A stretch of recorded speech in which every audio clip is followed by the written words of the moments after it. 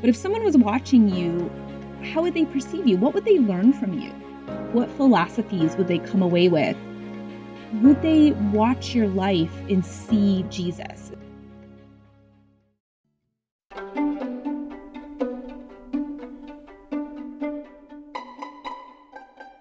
Welcome to this episode of The French Press. Let me pour you a cup of coffee while we talk about intrigues of faith, pages we've dog-eared, and the life in between on The French Press.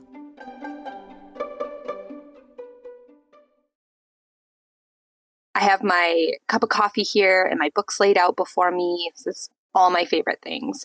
And I read a classic that I'm going to talk about today, and I'm going to try to overlay it with some ideas of our faith. And I had to I think this is important. We have to sort of rethink about what we're doing. What's our purpose? What's going on? In another book I'm reading, which I don't actually know how much I'll talk about it today, but I might mention it because it's making me think about my faith walk and what does that look like? And what does it mean to be a Christian? And what does it mean to follow Jesus and read this book? And then how do we apply it? And I feel like the book's really making me re-examine that. And I also feel like I want to re-examine what's the platform of this podcast. I get a little bit nervous about some of these books because they are controversial, or I don't agree with everything in the book, but I want to talk about it. And I kind of had myself in a little bit of knots this last week with both these books, honestly, with like, should I not talk about those? Like, are they, I don't want anyone to think I agree with all this. I don't necessarily, but there's really good things. And I had to really rethink the premise of this podcast, which is that we are friends, we're meeting for coffee, and you ask me what I'm reading and we talk about it, which is what I actually do with a lot of my friends. We get together and I have to be like, oh, I'm reading this book. Let's talk about it. And my favorite ones to talk about are the ones that are a little more controversial because there's so much to pick apart and think about and examine. And it's important in our faith to be able to hear other ideas and concepts and look at them and decide what we think. And I think when it comes to fiction and classics, there's going to be a lot of ideas brought forth that with classics from maybe something of their time period. We certainly have that in the Bible. When we read the Bible, this is a different time period, and we need to look at the political landscape and what's happening in culture, what's happening in religion, what's happening in these spheres that are influencing the writing of the authors. Now, the Bible's perfect, so it is for all times, always, but it takes some work. A modern American cannot read about Jewish culture in the first century and get it. Like, you have to do a little work. You have to do some background work to get more fullness out of it. I think the salvation message is pretty easy. It's like that childlike faith can explain it and someone can get it. But to really know God and to walk with God and to understand His word actually takes a lot of work. And you have to be in it and researching and looking at it. And I think sometimes we don't want to put that time in maybe, or we feel overwhelmed, or we feel intimidated by it, or we feel like it doesn't sound fun or interesting. But once you start doing that, laying those layers of what's happening in these people's lives, what's happening in this culture, more and more of it will come alive. And the same was true of my classic book I read. The more I looked into the background, the more interesting it became.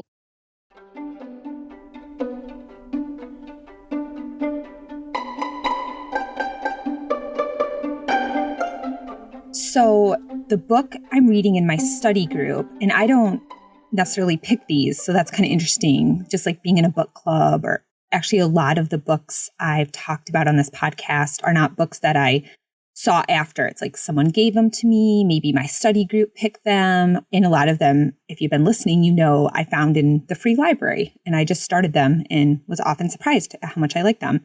So this book is called Practicing the Way by John Mark Comer. He also has a podcast, The Ruthless Elimination of Hurry, and he's written several books. And that's about all I know about him. I haven't done any deep dives into him. I'm about more than halfway through with this book. The subtitle is Be with Jesus, Become Like Him, Do as He Did. And I'm not probably going to talk about this book a lot on today's episode, but I will be in the future. But like I said, there's some controversy with it. There's some things he brings up that I'm not sure I agree with. There's some different people he quotes that I'm like, I don't love that person, or I don't know what I think about that. And I really got kind of caught up in that. But ultimately, I really like this book. It has really challenged me to think about, am I just living my life and fitting Jesus in when I can? Or am I changing my life to live like Jesus? And I think of the disciples getting called, right? Jesus is like, hey, come follow me. And they walk away from the fishing boat and they walk away from being a tax collector and they go and they apprentice under the Lord. And by apprenticing, they are studying him, watching him, looking at him. And we kind of have this idea of what would Jesus do in this situation? And Homer brings up the idea of what would Jesus do in your situation? If you are a modern American woman with a family and a job, what would he do in that situation? Because we can't be a Jewish man in his time period, but we are in our own community and sphere and life. And what would that look like? How can we, as close as we possibly can, how can we do what he would do? And how do we learn this? By reading the Bible. And it really challenged me to think about, am I just fitting the Lord in when I have time for him? Or is my whole life overlaid by following him, and all my actions and words and decisions are made in that way? And of course, the answer is no. None of us can do that perfectly, but I want to do it more. And I'm really, really enjoying this book. So I always feel hesitant to recommend anything. I'm a little leery in general because these are just books by people. They're not perfect, but I am really liking it. It'd be a fun one to do in a group. It's fun to discuss things that maybe you're like, I don't know about this, but what about this? But I mostly agree with him. I mostly really like it. And I will be talking about it on future episodes.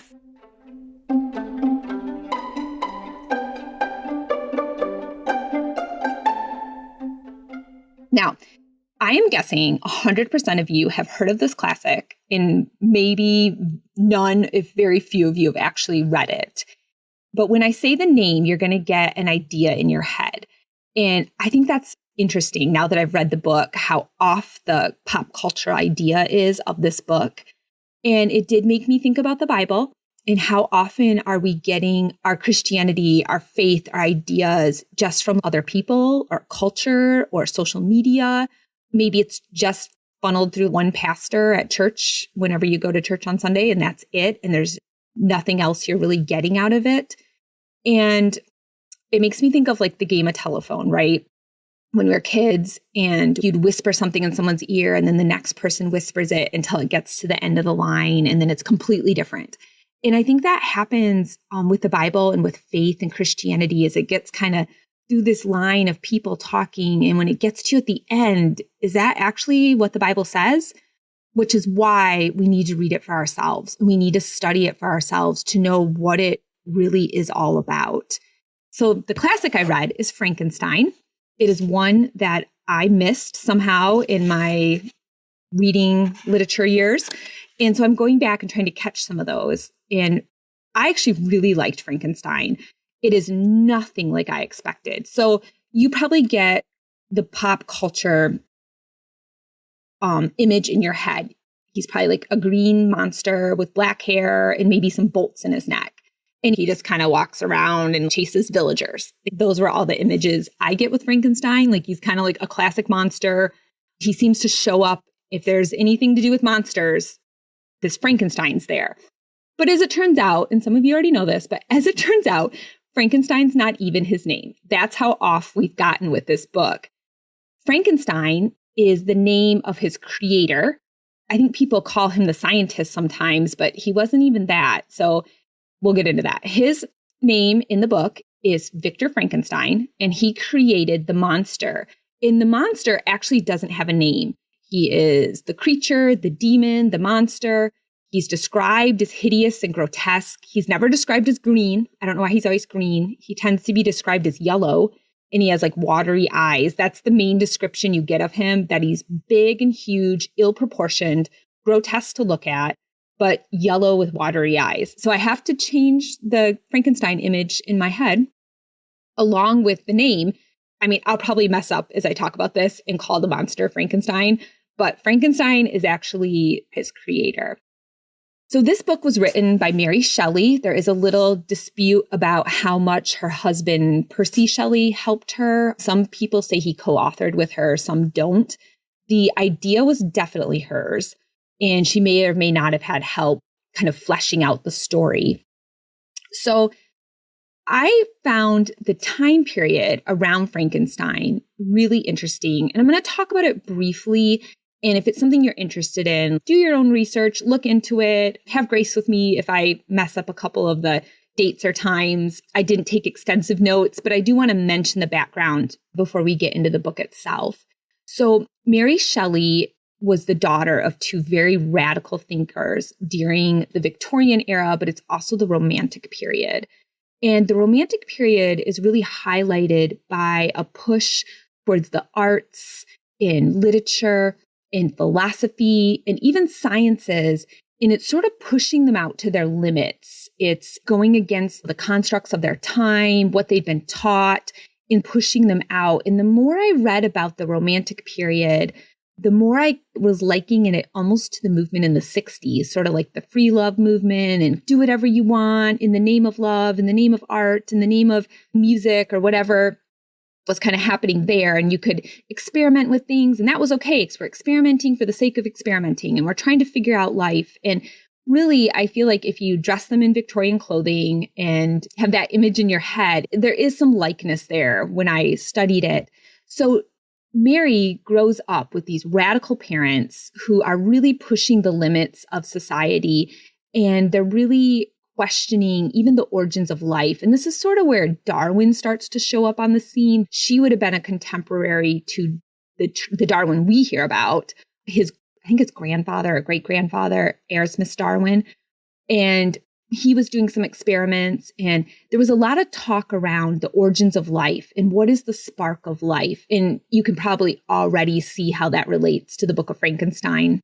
If you know anything about the book, which I'm guessing you do because it's very well known, although maybe not correctly known, that Victor Frankenstein creates a monster and he somehow gets the spark of life in him outside of God's plan.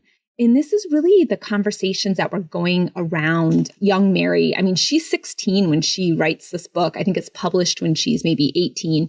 But she's a young teenage girl who's grown up with all these ideas swirling around her, and they're romanticized. It is good to push back. It's good to get out of some of the concepts we've known. And you will see this reflected in her life. Percy Shelley, who's like a fan of her family, shows up and is kind of in the mix. I think her father was definitely a published author, but he may have actually had some sort of publishing house also. And Percy Shelley is a poet, and he shows up in this circle, and Mary and Percy fall in love, except Percy's married, but it's free love and we just can do whatever we want because this is the Romantic period. And they run off together. And even though he's married, and they have this time where they're just off doing their thing. And meanwhile, Percy Shelley's wife takes her own life. Assumably, this had something to do with it.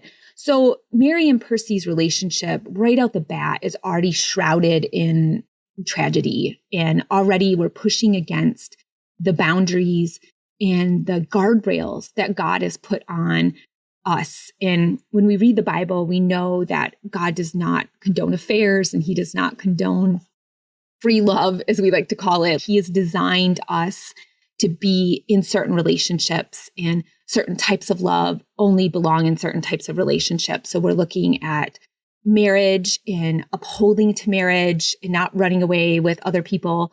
And I think often our society thinks, why does God care? We should be able to do whatever we want. And yet he cares because it causes so much trouble. And we see this in the Shelley's life. They move forward with this free love idea. They both have many affairs, and there's a lot of loss and tragedy. And we watch her sisters have affairs, and we watch a lot of babies being born to fathers that don't want them because they're married to other women. And we see the rejection of their children. And we see that reflected in the book of Frankenstein, of a man, Victor Frankenstein, who creates this life, the monster, and then doesn't really take responsibility for it. And it's set out loose in the world. And you see this reflection in her own life as she lives out sort of this free love movement in the Romantic period. And all these relationships, they've lost all their boundaries, which probably seems great at first, like how radical, how interesting. And then as time goes on, people are taking their lives. These men aren't taking responsibility for these children. These women are devastated. There's a lot of loss and heartache that you watch in her life in sort of coming out of this time period. So I did think it was an interesting background of Frankenstein. So I read it through without any commentary, which is also how I like to read the Bible. If someone brings up a topic to me, I remember doing this with warfare. I had a Bible study teacher who brought up the idea of warfare, and I'd never studied it or thought about it much, even though I had read the Bible many times and been a Christian for quite a while. It was sort of this vague concept for me. And she brought it up as being very real and very much something a Christian needs to think about. And she had a lot of books I could read on it, but I really just wanted to read the Bible. And so I read the New Testament looking at just warfare. Is there warfare? Were they dealing with warfare?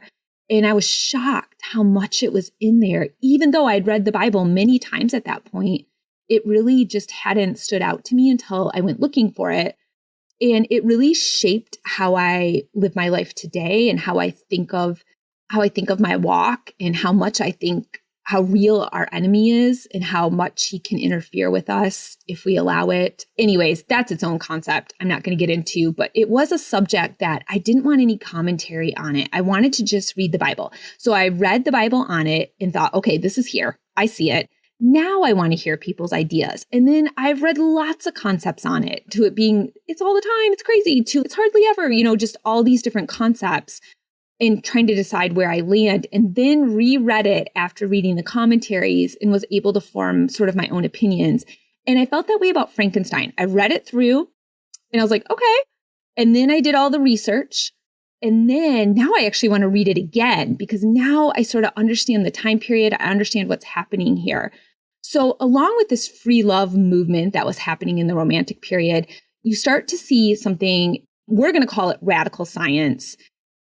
The word scientist hadn't even really been invented yet when she writes this book. So what was happening is people were doing experiments, scientific experiments, and the wealthier people would pay to buy tickets to go watch these experiments being done, sort of like in a theater. That's what I picture. They're up on a stage or they're in a sunken theater and we've got the seats going up and everybody's looking down at these experiments. And so she was going to these. These were like friends of her family, and she was going and watching these. And a big talk during this time period was the spark of life. Like I said, can man make life outside of God's design for it? And this was considered really radical. And she was actually, from what I read about her, she was afraid of this. She wasn't like, oh yeah, let's create life outside of God's plan here. She seemed afraid of it, but also fascinated with it, as we probably are today. And so she's going and watching these experiments, and they're starting to animate dead things. There was something called animal energy, and they were taking dead animals and hooking electricity up to them. And yes, do good things come out of these science experiments? Yeah, of course. But are we sometimes going too far and bad things come out? I mean, yes, you'll see that in the book Frankenstein. I think it goes very much into our modern edgy science that we have today. I mean, this to me immediately comes to my mind is cloning. Should we clone people? That is not how God designed life to come into the world. Is that okay? I mean, my answer would be no. You may have your own opinions on that. And even the mixing of AI and robotics and mixing people and robots. And sure, can that be done in a good way? Like, oh, somebody has a disability and they can use a robot to help them. Oh, that's great. But there's also some other stuff going on behind the curtain there, right? We're starting to kind of push this edge of science, and it's not always good. Looking for the God particle and opening portals and different things that you kind of see happening in science. And it's not really talked about, and it's sort of behind the scenes. But I think for all the good things that are put forward, there's also a dark side to that coin. What else are we doing with this scientific knowledge? And that's really what she's asking in the Book of Frankenstein. I enjoyed the introduction and the foreword to this book, maybe arguably more than the actual book. And there were a million footnotes in it, and I love a footnote. So I really like this part of it. The book I have is by Worth Classics. I think it's great. They're very inexpensive, and they've got some good introductions. And there's some publisher's notes in it and some different people's takes in it. I thought this was interesting. Frankenstein is not a simple battle between good and evil. It is not a ghost story, nor really a Gothic novel. It defies a single interpretation, engaging instead with some of the crucial social and public questions of the time period. And it says, it is in fact connected to a range of scientific, philosophical, and political ideas of its time. And so the introduction will go in to talk about these different experiments she was watching. And while they were interesting and intriguing, she was also afraid of where we were going with this. And she started to question the responsibility we have when doing experiments with people. And this is a time period during like grave snatching was a thing. And people were taking bodies without permission and experimenting on them. Now people donate their bodies to science. But in this time period, they didn't. And there was actually a law that was passed saying you couldn't dig up bodies and you couldn't experiment on them. So these were all sort of playing in the background as she writes this book. And the idea of it came up. She's on a little vacation in, I want to say Geneva. I think they're in Switzerland. And she's with Percy, who I don't think is her husband at the time, but I can't remember. She has a sister or a half sister that's there that's having an affair with Lord Byron. And there's other people there. So there's these famous poets and authors and their mistresses essentially are here. And the weather's bad and they're stuck inside. And Lord Byron is like, we should write ghost stories. And they all are coming up with ghost stories. And Mary can't come up with anything. And she has a dream one night about a man making a person or a creature out of body parts, essentially, and giving it life. And she wakes up terrified. And she's like, that was so scary. What a great idea for my ghost story for this little contest we're having. So she writes a very short story from what I remember and presents it to them. And they love it. And they're like, you should turn this into a book. And that's where the questions come in of like how much she was helped or not helped. She's credited with authoring it. She certainly had the idea. And so she, over the next few years, turns it into this book. Over these years, she loses several children. I'm not sure if she marries Percy in this time. I'd have to relook at that. There's just all this going on in her personal life. And while the book is not really about her life, many commentaries agree that there's reflections of it in there. But I think she's really influenced by her time period and by science, in this radical science. So the book opens with a character named Walton, and he is an explorer, and he's out in the Arctic trying to find passage to the New World. And one day he looks over the ice and sees this creature, this giant kind of man-shaped, ill-proportioned creature, which is really scary if you think about it. Can you imagine like being in this isolated, icy Arctic, and then all of a sudden you see this like giant creature on the ice? It's terrifying. And then he finds Victor Frankenstein on the ice. So here's this man, he's like half dead on the ice, and Walton pulls him into the ship and nurses him back to health. And you will find Victor Frankenstein is always hovering near death this whole book, and he's always constantly being nursed back to health. And he brings him onto the boat, and he friends him and brings him back to life. And Victor tells Walton this story. So this Frankenstein is a story within a story within a story. It's a trifold narrative, starting with Walton, who's writing letters back to his sister about his voyage of exploration. So we've already set the scene that this is going to be an adventure story. And it is. This book takes place all over Europe. We go to Ireland, we go to Scotland, we're in France, we're in Geneva, we're in Germany. So if you like that background, which I do, you'll really like this book. And it's also obviously an adventure into science, in pushing the limits of science and what that looks like. So it is an adventure story. It is a Gothic story. It does have murder in it, but because of the time period, it's very benign. So if that's anything that troubles you, it would not trouble you in this book. They do say this is the forerunner to horror. I get the idea of this creature is horrifying, but the book is not written to our modern ears, would not feel like a horror book. And if you like this language, if you like the Victorian flowery language, which I do, you would like this book. And you can tell it's written by a young woman in the Victorian era, but then it's got this science fiction, scary concept to it, which I find really interesting. I like the mix of it.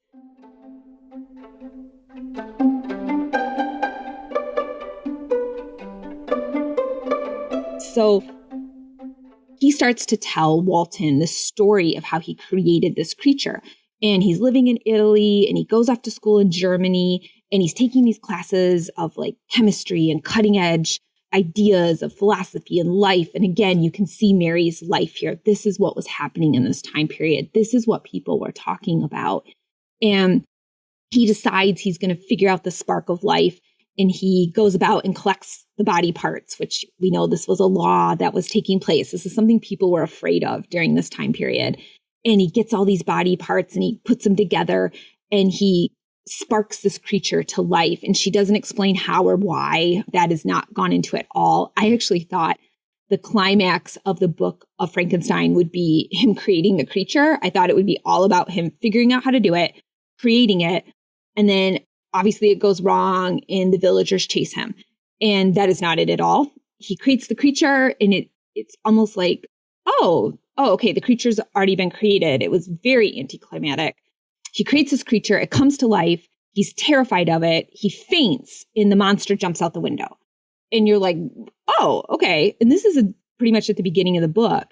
So the monster's out in the world. He's out in Germany and Victor has fainted. And when he comes back, he's like, I don't want to tell anyone I did that. I'm not going to do anything about it. I'm worried, but I'm going to sort of carry on with my life. And he hears that his little brother has been murdered back in Italy, I believe.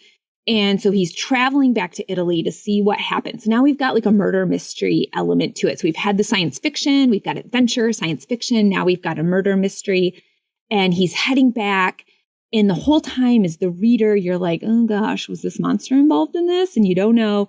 And he gets back there and the nursemaid, this lovely young woman that everybody in the family loves, is being accused of murdering this little boy because her jewelry was found on him.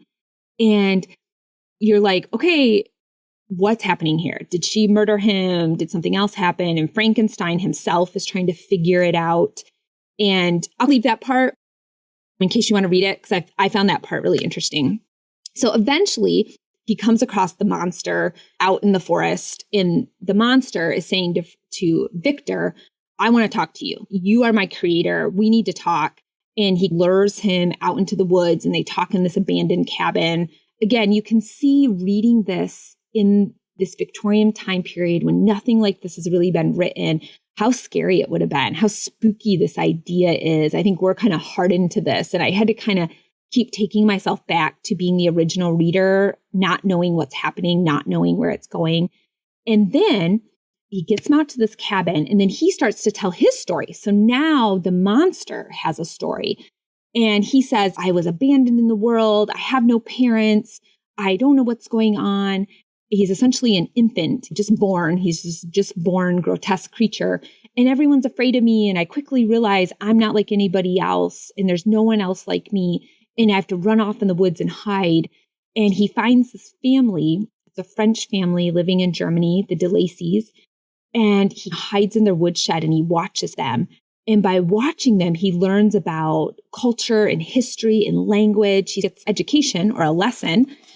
And he finds some books and he learns to read. And the books he finds are very significant to the time period. So you can see this book being shaped by what was going on in her time period. One of the books is Paradise Lost. So you have that idea in there. And he watches this de Lacy family. Now, there's a couple points I want to take out of here, just separate from the big overall concept of the book. So the monster falls in love with the de Lacy family and he watches them and just thinks they're beautiful and wonderful and lovely. And he wants what they have. And I liked watching the de Lacy family also. And I like this one part about how the father of the DeLacy family kind of encourages his children. They're going through a rough time. And it says, the old man could perceive, often endeavored to encourage his children, as sometimes I found that he called them to cast off their melancholy. He would talk in a cheerful accent, with an expression of goodness, and bestow pleasure upon them. Agatha listened with respect, her eyes sometimes filled with tears, which she endeavored to wipe away unperceived. But I generally found out that her countenance and her tone were more cheerful after having listened to the exhortations of her father. And it talks about how Agatha's brother, Felix, brought her like a flower in the wintertime to cheer her up in the midst of their poverty and want. Felix carried with pleasure to his sister the first little white flower that peeped out from beneath the snowy ground. So he's learning kindness and he's watching kindness from this family. And it made me think of, since once again, exploring the premise of this podcast is what can we take out of these books and look at them through the lens of our faith in life. It made me think, if someone was watching you, which super creepy, but if someone was watching you, how would they perceive you? What would they learn from you? Would they learn how to be kind and loving and sweet? Would they learn how to encourage other people? And going back to that book I mentioned, Practicing the Way, that's what he's talking about. If somebody watched you interact with your family or your church or your work, more importantly, maybe if they watched you interact with people you don't like, what would they come away with? What philosophies would they come away with? Oh, this person is kind even to people that aren't kind to them. This person is patient even with annoying people.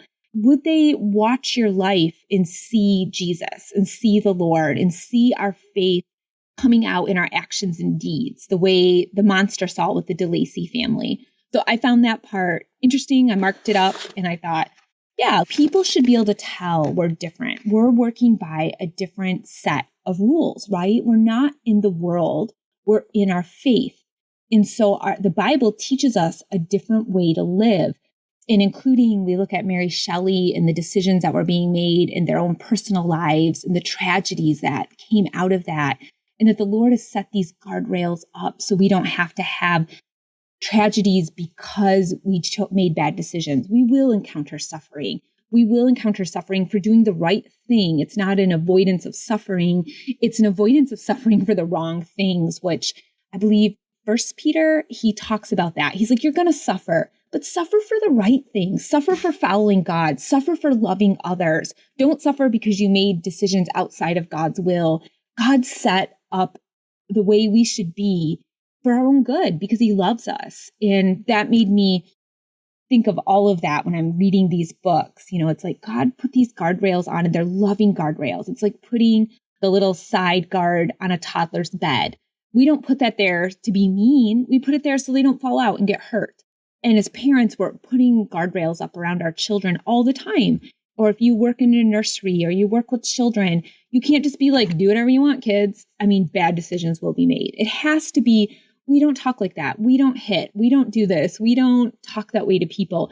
We're always trying to put up borders and boundaries around our relationships so we treat people well. And so we live, you know, in peace with God and in peace with our fellow man as much as we can.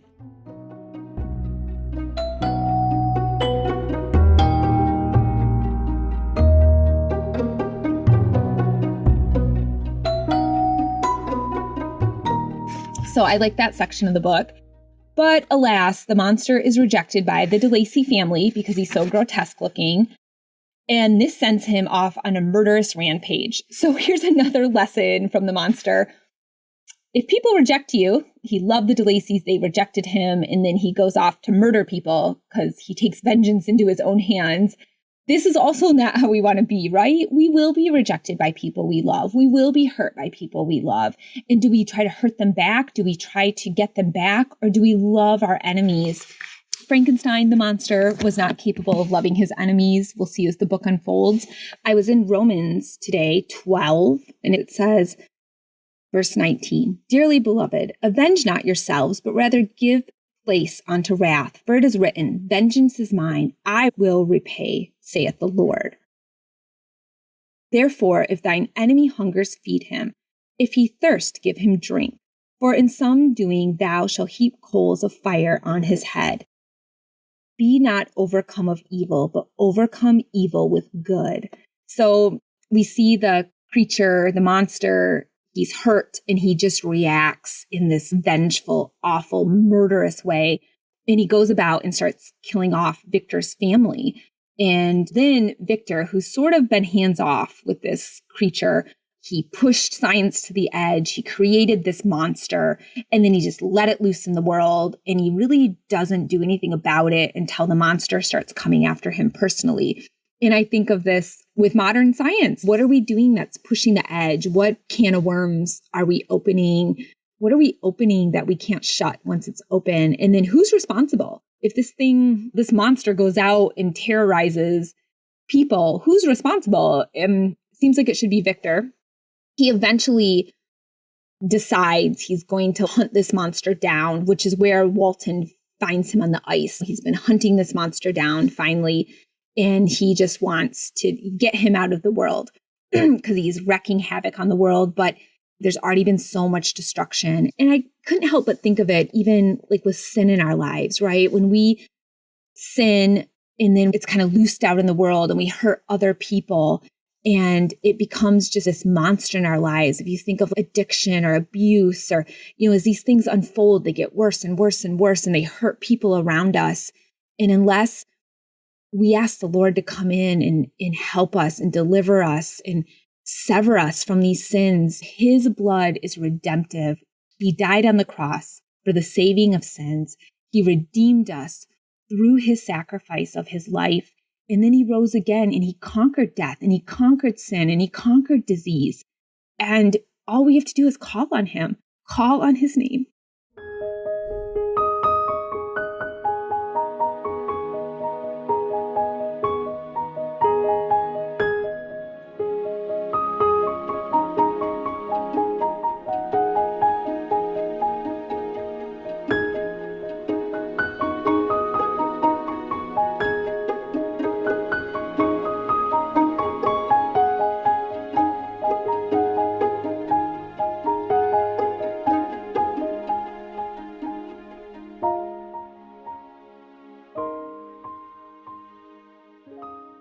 And as we watch Mary Shelley's life unfold in tragedy, and we watch Victor Frankenstein's monster wreak havoc over the world there, we see how if we don't run to the Lord with our small things, they grow and grow and grow. And if we push outside of the gentle, loving borders that God has put around us, we open doors to things. And because other people sin, we are affected by it, and our sin affects other people. And so loving our fellow man, putting others before us, like he talked about in the Practicing the Way book, when we step inside God's plan for our lives, we are also loving others because our sin hurts other people. It just does. We all know if we've had a parent or a friend or a spouse or a child who sinned, we reap those repercussions also. And so we want to think about that and not be selfish and think, well, I just want to do this. This is what I want to do. It hurts other people in our lives, just like Frankenstein's monster went on to be destructive in other people's lives. So I want to leave you with that thought of God's loving side rails that he puts on the bed so we don't fall out at night.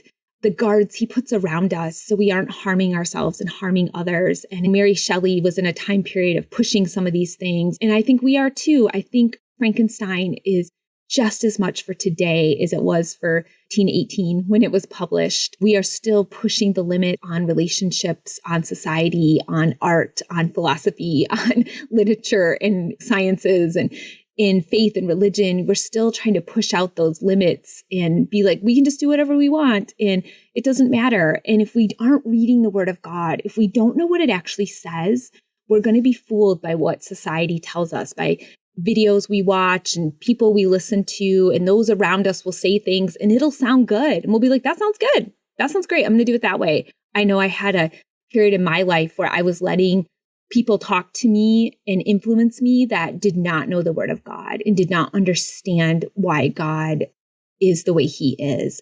And I let them influence me. And be careful who's influencing you. Don't let it be the world, right? Let it be the Word of God. Get back into the Word of God if you've gotten away from it. Stay in it if you're in it. Keep reading the original text. So just like the idea of Frankenstein becoming this green monster, there's so much more to the book. It has a lot of depth to it and a lot of understanding of that time period, and I think our time period.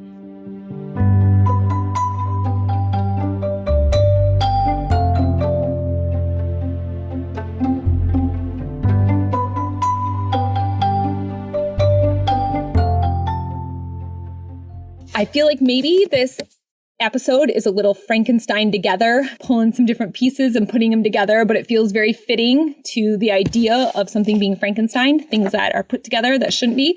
But hopefully it all kind of came into a concept of, what does God say? What does God want? Are we in his will? Are we willing to sacrifice for the sake of others, for the glory to God, our own desires? Unlike Victor Frankenstein, who did whatever he wanted, are we willing to say, no, God, not my way, your way?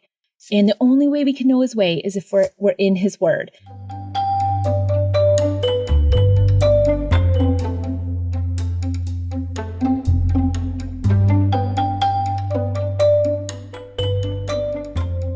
I just read in Romans 11:33, oh, the depth of the riches, both of the wisdom and knowledge of God. How unsearchable are his judgments and his ways past finding out.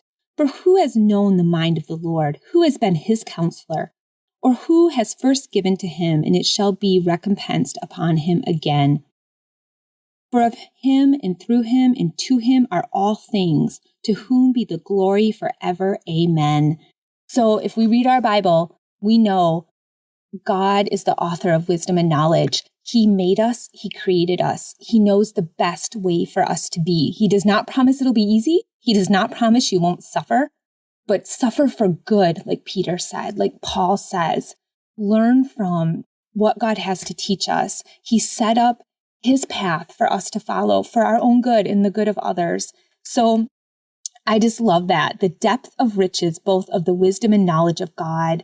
As we watch the world go its own way, we have a chance to go God's way and to follow his path and to apprentice under him and watch him and follow him and see what he would do in these situations, which is really bringing in that other book I'm reading, really challenging you to know God and know his ways. So we're not creating monsters like Frankenstein did. So we're not wreaking havoc in the world, but we are loving people, and our lives are living sacrifices, right? That's something else I read today, that it is not for ourselves and our own gain and to do whatever we want.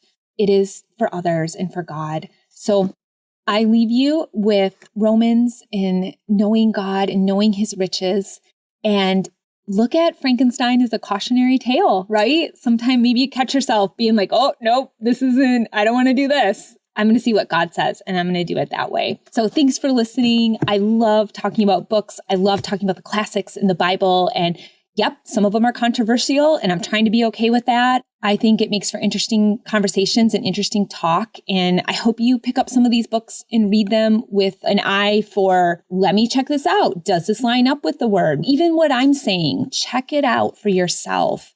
The Bible tells us to be like the Bereans, right? The Bereans search the scriptures for themselves. I love that you listen. I love hearing your feedback. Thank you for telling me what this show means to you. I would love your prayers and your support, be it on social media or sharing a link, or like I said, just praying for me. And I hope I challenged you and encouraged you. That's my goal. It's like we're friends meeting for coffee at a coffee shop, and we're going to just talk about life and figure it out together. That's really what I'm trying to do here. So I look forward to next time.